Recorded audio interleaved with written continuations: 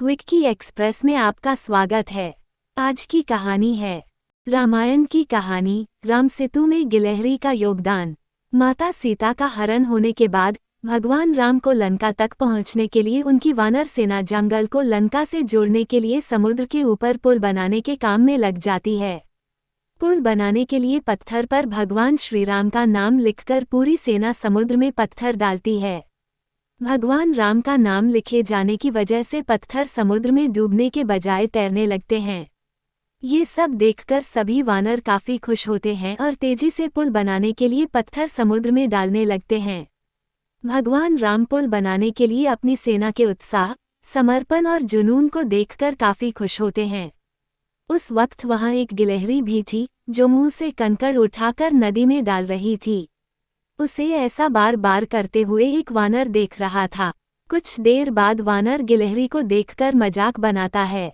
वानर कहता है, हे गिलहरी, तुम इतनी छोटी सी हो, समुद्र से दूर रहो, कहीं ऐसा न हो कि तुम इन्हीं पत्थरों के नीचे दब जाओ। ये सुनकर दूसरे वानर भी गिलहरी का मजाक बनाने लगते हैं।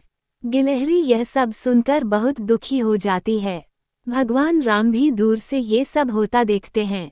गिलहरी की नज़र जैसे ही भगवान राम पर पड़ती है, वो रोते रोते भगवान राम के समीप पहुंच जाती है। परेशान गिलहरी श्री राम से सभी वानरों की शिकायत करती है। तब भगवान राम खड़े होते हैं और वानर सेना को दिखाते हैं कि गिलहरी ने जिन कंकड़ों व छोटे पत्थरों को फेंका था, वो कैसे बड़े पत्थरों को एक दूसरे से जोड़ने का काम कर रहे हैं। भगवान राम कहते हैं, अगर गिलहरी इन कंकड़ों को नहीं डालती तो तुम्हारे द्वारा फेंके गए सारे पत्थर इधर उधर बिखरे रहते। ये गिलहरी के द्वारा फेंके गए पत्थर ही हैं जो इन्हें आपस में जोड़े हुए हैं। पुल बनाने के लिए गिलहरी का योगदान भी वानर सेना के सदस्यों जैसा ही अमूल्य है। इतना सब कहकर भगवान राम बड़े ही प्यार से गिलहरी को अपने हाथों से उठाते हैं।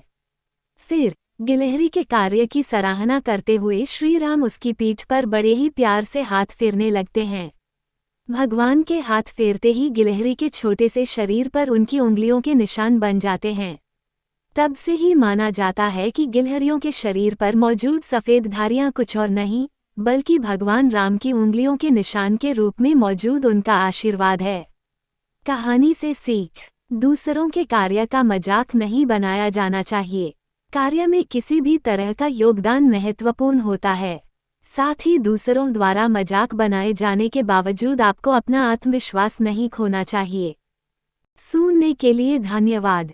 मेरा चैनल सब्सक्राइब करें, लाइक और शेयर भी करें। धन्यवाद।